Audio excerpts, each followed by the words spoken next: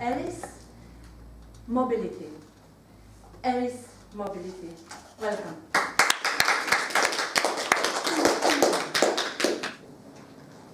Mobility, travel, is something we all love to do.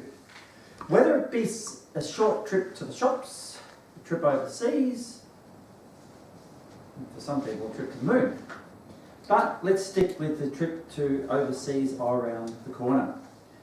How do blind people or vision impaired people take a trip without taking a trip? Tonight, ladies and gentlemen, I would like to, ladies and gentlemen, fellow Toastmasters and guests, I would like to share with you some of those techniques. There's two visual symbols that are quite synonymous with blind people. They are these things, the white cane. And does anyone know what the other, when I say visual symbol, but something else that people see with blind people? Dogs, yes. What type of dogs? Labradors, poodles. I was actually hoping somebody would say blind dog. Because no one did. You're all a very intelligent bunch of people. Because I've often heard it said, a blind dog. What's the point of a blind dog? We're supposed to be blind. These are rather cool things, aren't they? These canes, aren't they really good? Because they tell us different things. Guide dogs are great too, but they give you different information about the environment. Guide dogs can be a lot faster to use, but you don't get the tactile response from the terrain like you do with a white cane. It's definitely a personal choice, and most people recommend that if you're a guide dog handler, as it's referred, that you should still have the skill to use one of these, because white canes don't get sick. Nor do they need feeding. There's a number of different types of white canes, and I wish I had a couple of hours with you tonight, but unfortunately I don't. So we will talk about the few that we have here. This is the most traditional sort. It's a little bit short for me because it's actually Kylie's. This is actually a fraction long for me, but if you're an American, it would be almost the right height. It really should come to just between the boobs. Is where the height should be. Just up to that particular height there. However, in America, they love to stride and be confident like this, and they have to rule the world, our American friends, so that's why they use the cane. And there's the wall. I wonder if I broke that one. No, it was already broken. So the cane is meant to be an extension of the arm and be held in this manner. The arc of the cane shouldn't be too wide. It should only really be to protect the body. There's two ways of using the cane, the tap method, or, as Kylie and I prefer, the dragging method, because you get to feel the terrain.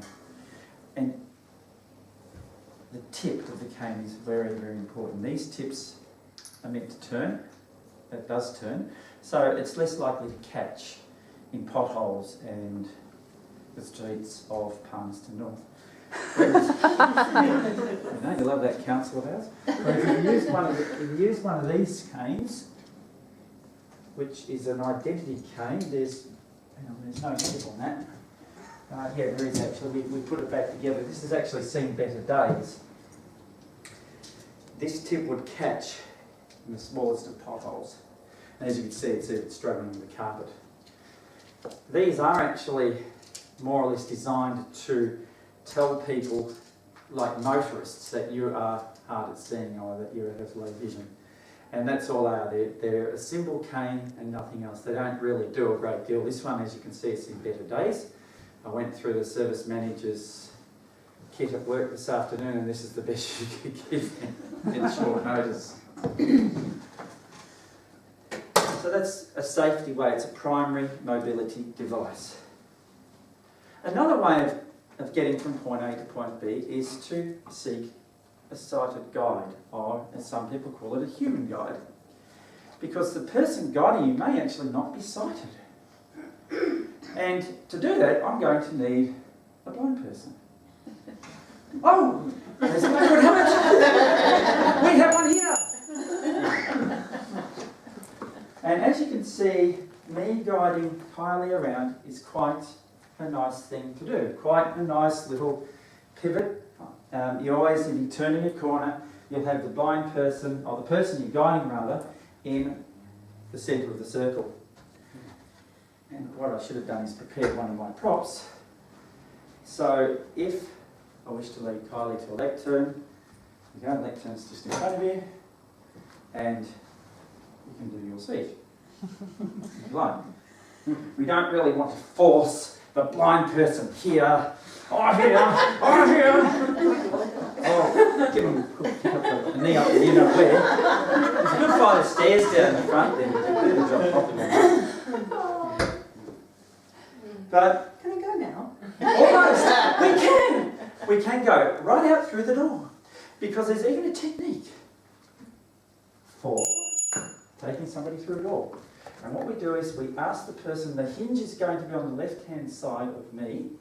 So I'm going to ask Kylie, and she preempted me there. I would normally put my arm behind my back like that to tell Kylie that I want to change arms.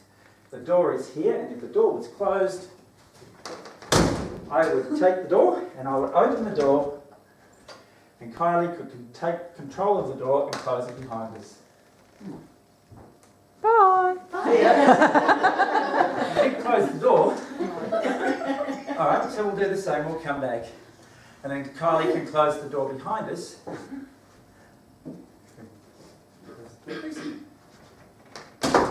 And I will be kind enough to take Kylie back to her seat.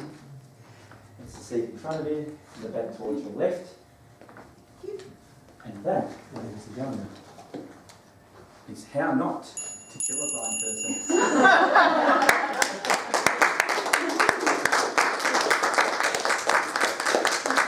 Thank you very much, Elise. That was a very interesting speech. A lot of that stuff that we just take for granted, isn't it? Yeah.